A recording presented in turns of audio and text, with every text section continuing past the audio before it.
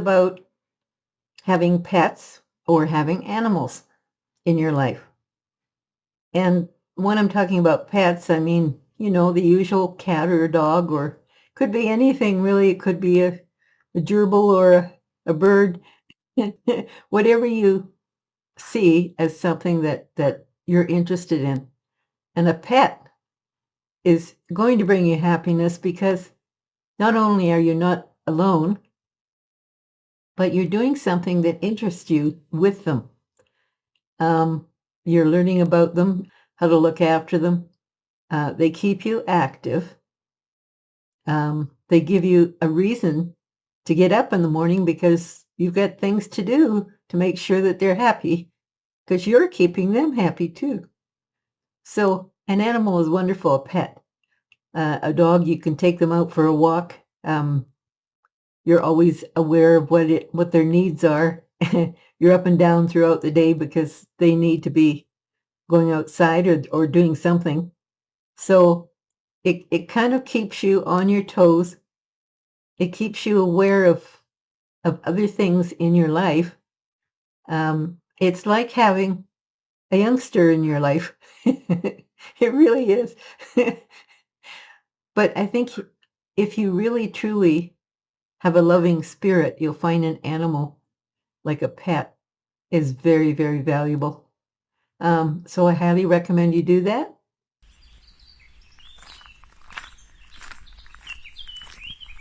I want you to think for a minute what it feels like when you go out for a walk and maybe you come across a pond, or maybe you're lucky enough to live out in the rural area and you come up to a lake and you see ducks sitting there and paddling around. There's something about being in nature and watching them that makes you feel connected, and a strange feeling of belonging comes. This is the way nature lets you know that this is the way you're supposed to feel most of the time. You're supposed to feel like you're enjoying your life. Like this is how you would like to feel all the time. And by doing this, by going out and seeing the ducks and looking at the trees and feeling the wind in your face and just the motions of walking even makes your body feel like it's connected to the ground. It's connected with the air you feel. It's a feeling of wholeness. And the only way you get that is when you're in nature or with nature. So I want you to think about that for a minute and then experience a little peace right here.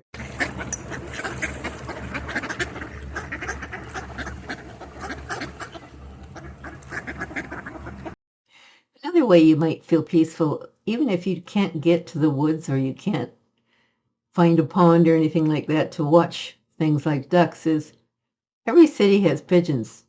Quite the characters, but they know that if they hang around cities, they're going to find food. We humans aren't very good about hiding our trash or picking up after ourselves sometimes, so it's really easy for them to find what they need. And just watch them. Just watching them in flight, it makes you feel like they're so carefree and life is so easy for them. It's something that you should be thinking about for yourself. And just watching them will make you feel a little better about your own life. Of course, these creatures have to fight for their lives. Their lives aren't simple, but they're given gifts, just as we all are. And part of that is that they can fly and they can enjoy being out in the heavens and on trees and so forth. But that peaceful feeling that they're giving is because they feel at peace when they're in a natural atmosphere. And they're giving us a message. They're telling us what we should be feeling ourselves.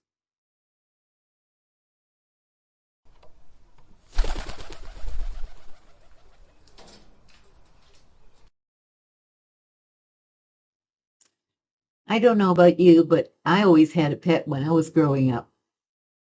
And some of you might have had a hamster or a little guinea pig or something like that. And you find a lot of comfort in knowing that they appreciate you and you learn a lot. When you're a little kid, you learn how to handle pets by having a smaller creature. You learn gentleness and kindness, and you enjoy watching them because they're very uh, animated, and you can put them in a little plastic bowl and watch them go down the hallway kind of thing, and they're very entertaining. But they have to be, of course, looked after, and that's another thing that teaches you something. It teaches you about responsibility when you have a pet, about looking after them. But it's also about just knowing how privileged you are to have another living creature that loves you. This is kind of like a lesson in love. So appreciate that kind of thing when you're growing up and know it's there for a reason too. And it too is telling you more about nature.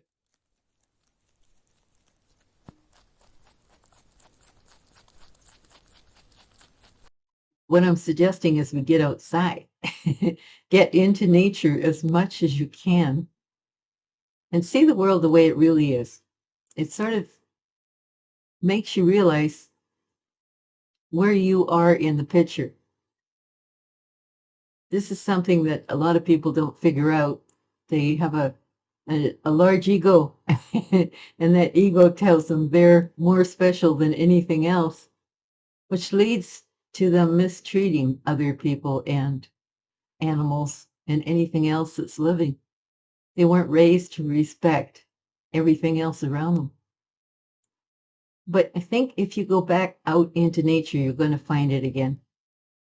There's another thing that you might consider, and that is, let's say you can't get a cat or a dog, but you might be able to get a few fish in a fish tank. And even though that might not sound very exciting, you'll find there's a calming thing with fish as well.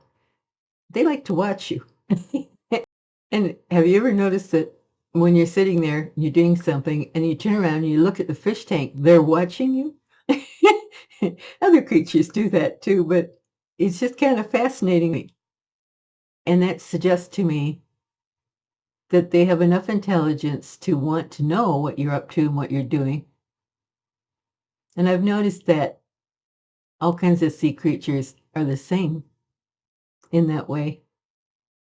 But it's something that you can share with animals that are completely different than us. Fish do tend to notice their environment. They have to. That's part of their survival. But they're also curious. And I think that curiosity is kind of infectious. So watching them can also give you a kind of a sense of curiosity. Like, why are they doing that? And what are they up to? You know? So you might enjoy something as simple as having fish.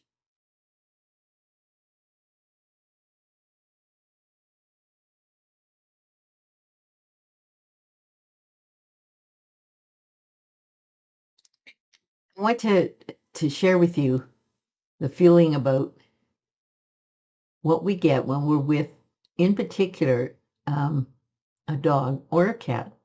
But I would say more often a dog, because the dog is often the one that will come with you, say in the car, or go out for walks with you and so forth. And the things that we share with our dogs are fascinating. Like, for example, when we go for a walk, we're both exploring. It's not just the dog using his nose and being curious about what's around him. You're doing the same thing. And it's something that we jointly share and appreciate. I think that's something very special.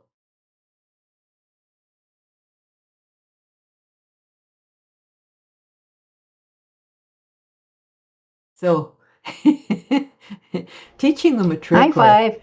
teaching them to do something Come like high on. five Give is me kind high of fun. five. Teaching them a trick or teaching them to do something like